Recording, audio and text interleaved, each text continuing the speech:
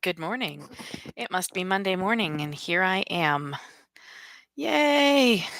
I think I'm starting to get the hang of this YouTube thing, although looking at the camera obviously is still not my strong suit. So, today I have a few things to talk to you about, mainly about language and the tools to use when writing because it's very important to me. But also, I want to discuss just briefly the fact that it's Memorial Day. So there's a bunch of different holidays that have to do with veterans and wars and things, and sometimes it gets very confusing. Memorial Day is the day that we not so much celebrate, but honor the people who died and didn't make it home or who came home in a box. And that's important to know. And I think that that's one of those things that really gets lost in today's hustle and bustle. I can't tell you how many Memorial Day sales I saw out there. Great. A bunch of soldiers died, so let's sell some shit. I don't like that. I have real problems with that. I don't do anything special on Memorial Day. We don't, um, we don't go out to the parade, although we have a kid in the parade. Yay for the Boy Scouts. But and we don't do a big cookout or anything like that.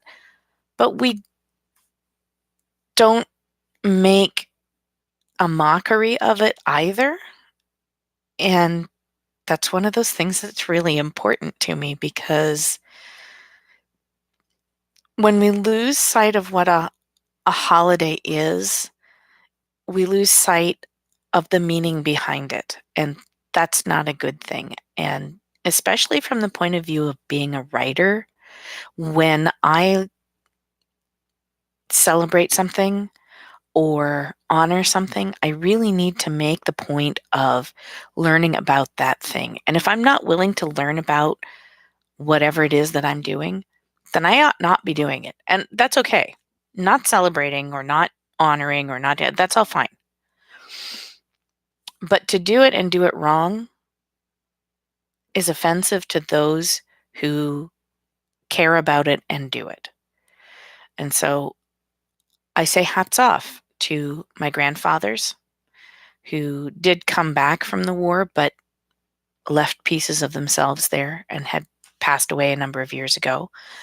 I say thank you to all those who gave their lives so that I can sit here on a free internet and talk to you. I can say what I want within all reasonable limits. I can talk about what I want. I can think what I want because good men, and in some cases good women, went out and died for my right to do that. So thank you to them and to those who didn't come home. If you have never been to Arlington Cemetery and have never seen the Tomb of the Lost Soldiers, I highly recommend taking the 5 or so minutes to look around on Google or on YouTube and find a video of the soldiers who guard the tomb of the unknown soldier, because those young men and women are out there in the driving rain, in the baking heat, because let me tell you, Arlington gets dying hot, in the snow, in tornadoes. They are out there every day, 24 hours a day, 7 days a week, 365 days a year. They do that for a reason, and it's important. It's important to us as a people, as the we the people that is in the Constitution, not just us, the people who happen to live in my area of the world. Good morning, coffee.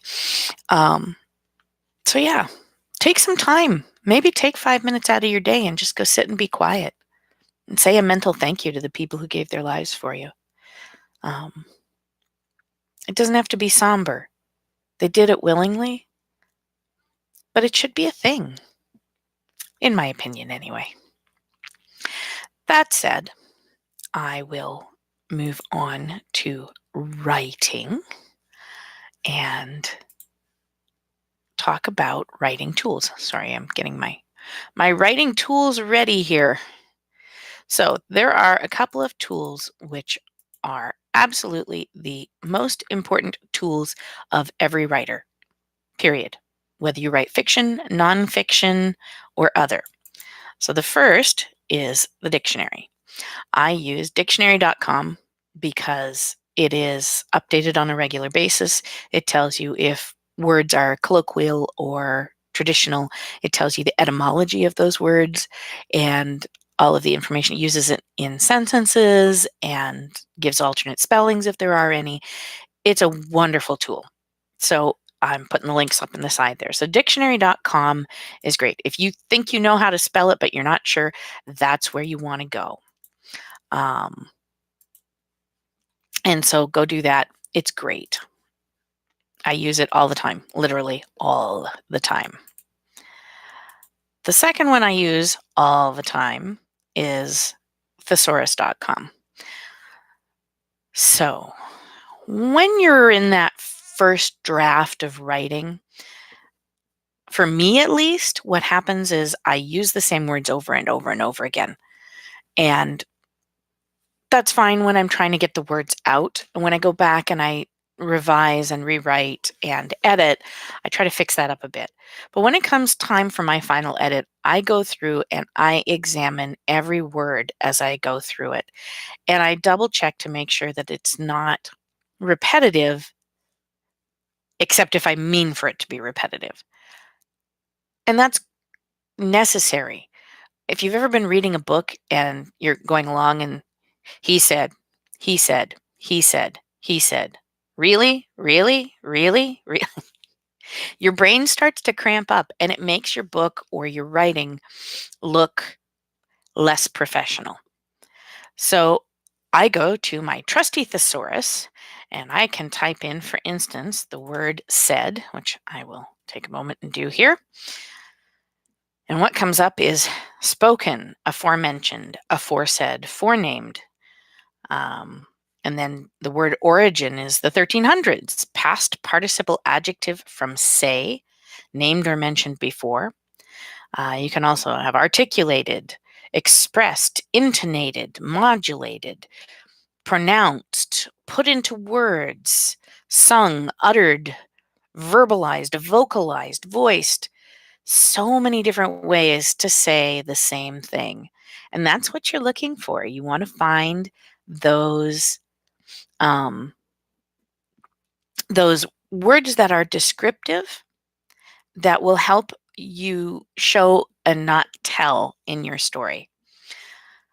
More than that, though, when you find yourself saying, he said happily, she smiled gainfully, anything with an ly at the end, take a look at those words in particular. And that leads me to the next tool which I use, which is the Hemingway app.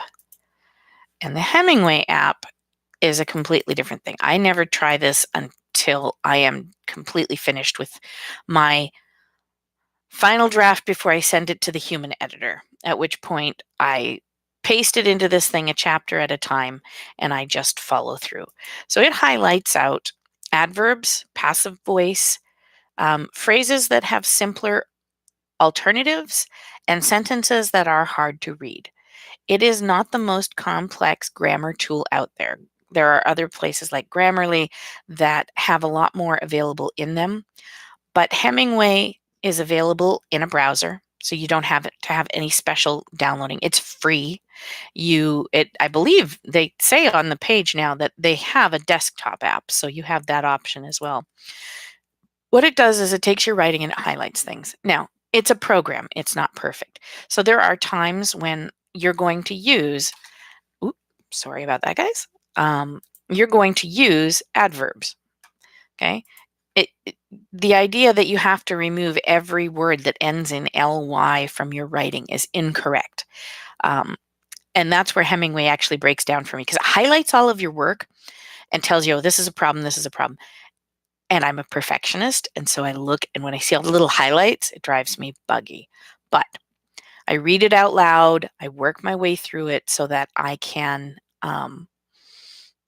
hear how it sounds. And that's what I'm going for. So Hemingway is a helper, it's not a finished product. So that's another one that I use. And then the final one that I use, which I'm pretty sure most people do at some point, is the live editor. And you might ask why you need a live editor if you have all the rest of that. The answer is that there are always going to be things that you do not see in your own writing. It does not matter if you are Harlan Ellison, Heinlein, and Asimov all combined. It doesn't matter if you have a PhD in English. It doesn't matter if you have 5 degrees in English.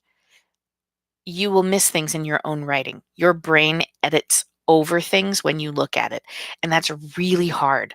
You naturally just do that. And so in order to get past that, you need to have at least one other set of eyes on your writing.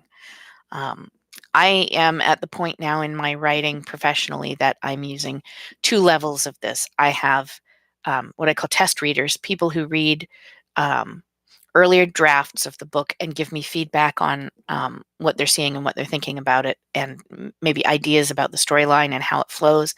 And then later, after I've worked through all of those suggestions and through my own suggestions, I then work on getting it ready through Hemingway and other apps to send to a human being who is paid to do editing on my novel. And they are there to fix the grammar, the spelling, the continuity.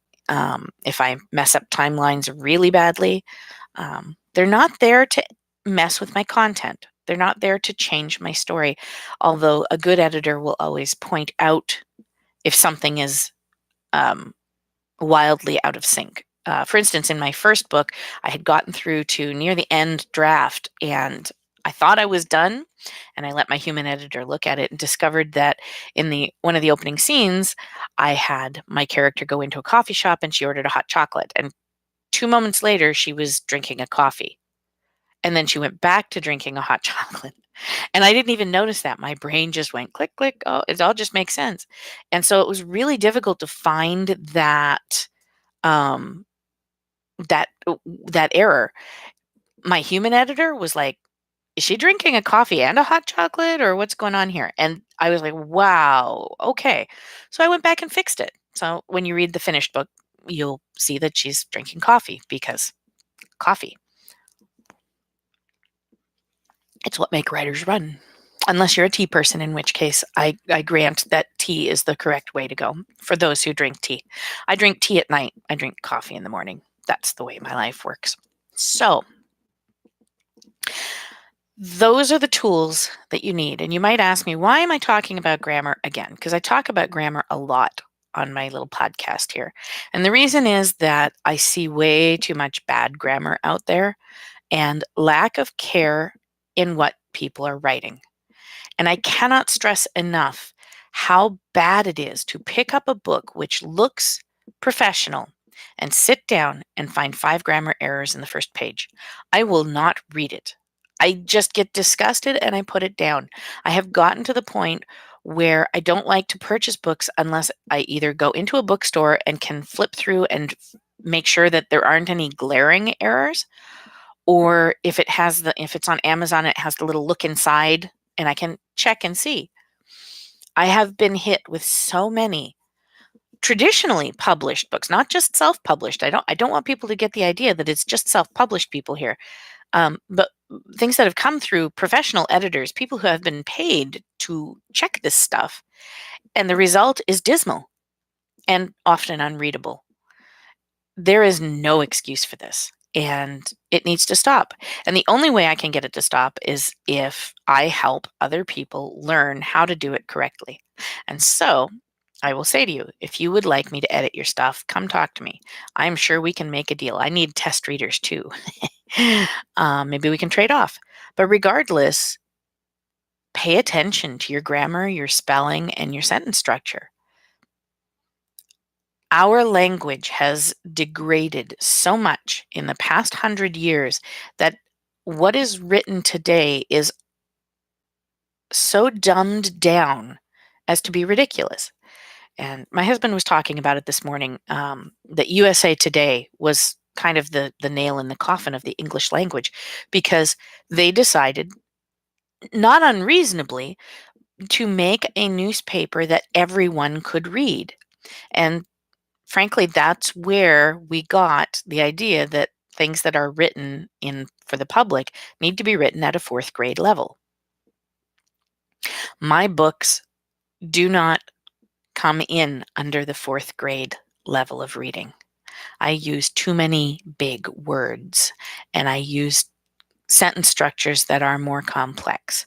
I hit about a 6th grade reading level. My content is for much older audience, but the readability dials in at about 6th grade, and that is considered too intellectual and complex for the average sci-fi fantasy reader. I want you to think about that. The publishing industry is telling you that you are too stupid to read my book. And that goes back to that USA Today, because what happened was USA Today went with the 4th grade reading level. They published these newspapers, they got them into hotels and all over the place, and it brought news to everybody at a readable level for pretty much everyone, which is great. Except that places like the New York Times and the Wall Street Journal, that used to be bastions of intellectual writing, realized that they were not able to compete with USA Today and then later with other newspapers who were going with that lower level of writing. And so they dumbed down their writing. I need us to stop dumbing down our writing, not because I want to make my books inaccessible to people, but because I want my books to cause people to stretch their minds. That's really important. There is not enough mind stretching going on out there. I want people to have to maybe sit down and look up a word now and then. I consider myself an awesome author if you had to look up a word that was in one of my books. There are publishers out there who would be weeping over that idea. And I say, "Fie to them. Off with you." Because learning vocabulary from books is kind of what we used to do and which we no longer do, and which I plan on bringing back. So that's where we're at. Go out, spell correctly, find great synonyms, and use the Hemingway app so that you can reduce your use of improper adverbs and such. Go out, write, create, and have a great week. I am on Saturday, June 1st. I am at the Toadstool Bookstore in Peterborough. If you need the address, I'm going to put it in the comments after I'm done this video because I don't have it on hand. But come and see me. I'm there at 2 p.m. I want to see you. I would love to sign your books. I would love to tell you a little bit about how Bloodstone came to be, and maybe, if you're lucky, a little peek at what might happen in Bloodwater. So I look forward to seeing you all next Saturday at 2 p.m. at Toadstool. You guys have a great week, okay? Go forth and write.